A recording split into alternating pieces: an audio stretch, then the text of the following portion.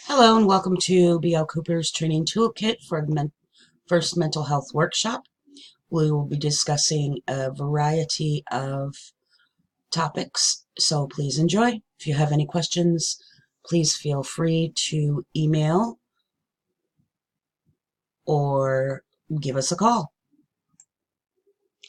This toolkit will be used to effectively help members of your community as far as professional, individual, family, and other health professionals. The overview will begin with purpose, goals, community needs, values, and mission. If you have any questions, please wait until the end of the slide. Globally, there's a shortage of mental health services and providers in all countries. In Michigan alone, there are at least 650,000 people with mental illness.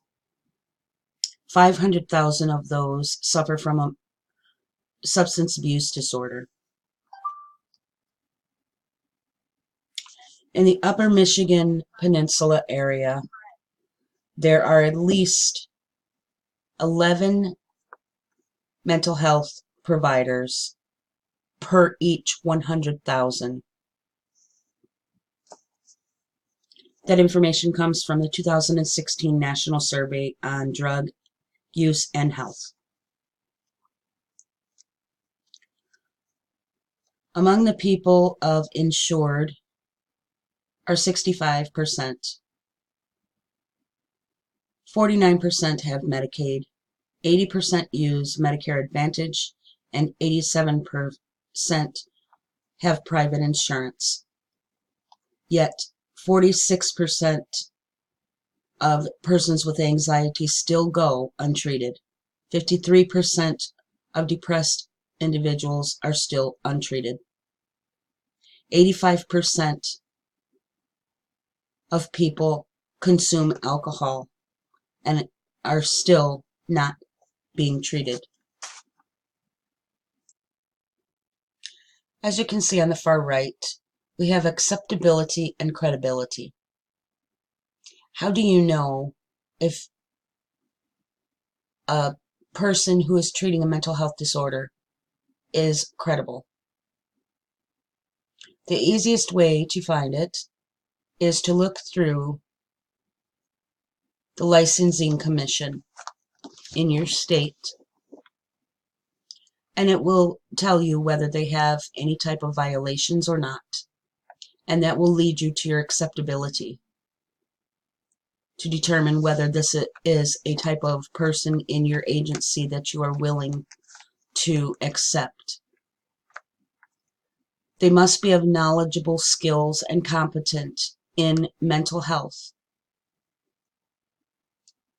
Their motivation to change must be focused on societal mental health reform, procedure, and policy.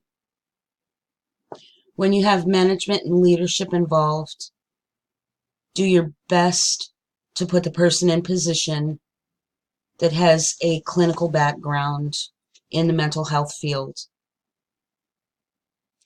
For financial resourcing, this is what burdens most of the communities. There is a lack of funding from the public health system that affects and influences all communities everywhere. In fact, we will discuss this in more detail on our meeting. What is the purpose of creating this toolkit? As of now, you're probably thinking it's something ridiculous, but it's actually not. The purpose of creating workshops is to educate others on updated techniques mandated and regulated by laws governing mental health, diagnosing and treatment, and public health policy. By providing educational materials to health professionals and community members, it aids in uniting and strengthening by knowledge. You must respect what a person believes or is doing. In order to do that, you have to listen. When you educate your clients, don't expect them to know everything, because some may not and some may. Just listen to what they're telling you. You may want to partner up with other organizations such as the APA, the ACA, the American Psychiatric Association, or even the World Health Organization, or small agencies. Those are helpful in your goals towards advocating for others. When we talk about values, each individual, whether mental health, stricken, or normal, has a set of values. People have core beliefs that they've traditionally grown up with. So don't expect them to believe the same thing you do. Don't expect them to have the same values that you do. Show them empathy and compassion. Be trustworthy. Treat them equal. And follow ethical guidelines. What is it about the community needs that influences people so much? When someone is surrounded by stigma related to mental health, it places a huge burden on them that they don't exactly know how to get out of. As a mental health professional, it is your duty as a human being to help them, not force them, not suggest to them, not make them do anything that they feel uncomfortable with. Allow them to self-discover. When they believe that we are treating them equal, it validates their experiences. And it also aids in mutual respect and promotes a healthy relationship.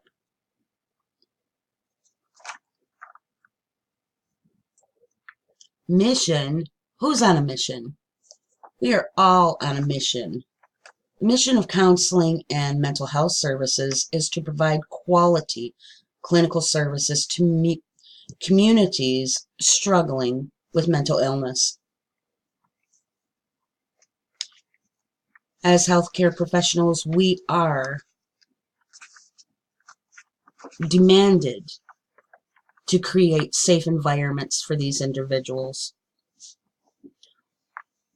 We celebrate their uniqueness, including diversity of different populations. We promote, we advocate, we train, we support, and we empower. Why? So other people can live productive lifestyles. So that prevention can equal out to something more than just an intervention method, something they can be proud of that they've done themselves with just a little bit of our helping. By empowering clients, it strengthens and unifies communities. It aids in the recovery process and increase in their quality of life. Goals. What do we need goals for? Well, part of having goals as a healthcare professional, it sets us on a path towards beginning something on a specific date and ending something on another date. Most people don't think like that, though. But when you put a time constraint to your goals, you'll be able to achieve them in a certain time frame that you're comfortable with. You can also extend them. The focus of goals on structures of transparency and safe communicative collaboration is the focus of this goal and the focus on the community. Types of societal disruptions can be avoided by strategically planning out your direction towards reducing the stigma,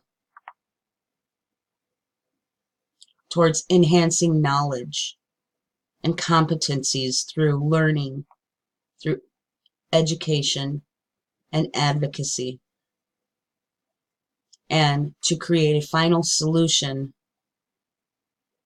towards decreasing unmet needs in struggling communities.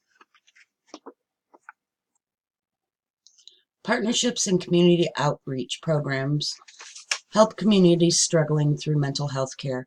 They have a variety of different types of services available: food pantries, financial aid, financial aid. Yes, financial aid. Okay. They also have the Department of Health and Human Services, who can provide food stamps to individuals. They have an abundance of resources, and you can partner up with these affiliations simply by registering and discussing what type of community outreach you would be able to include into your agency or practice that they will back. Once you get into your practice, you're going to need to do some event planning, whether it be public awareness. You're going to need to know what to do and when to do it. So, from past experience, I have learned that planning, organizing, leading, and controlling are the order you need to go in. So please review, and we will discuss any questions you have. What's in your mental health first aid toolkit? Just because you are a health professional does not mean you won't have a meltdown at some point in given time. Can you call someone for support during that stressful moment to help you come out of it? Who can you trust? Can foods and drinks help decrease the symptoms? All these questions can be asked and at the end of the presentation, and we can discuss those in further detail. Once you're in practice, you're going to need to do what is called event and initiative promotion. It is involved in being supportive of your employees who are currently under medical or mental health treatment. Treat them the same. Don't isolate them and make them feel uncomfortable. Provide employee-based initiatives and promote the community that your business in on positive mental health acceptances. Provide enough consumer-based programs to cover your community needs.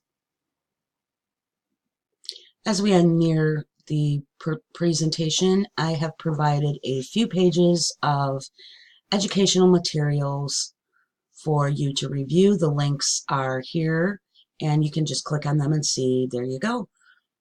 This one is from the American Psychological Association, National Institute of Mental Health, the World Health Organization.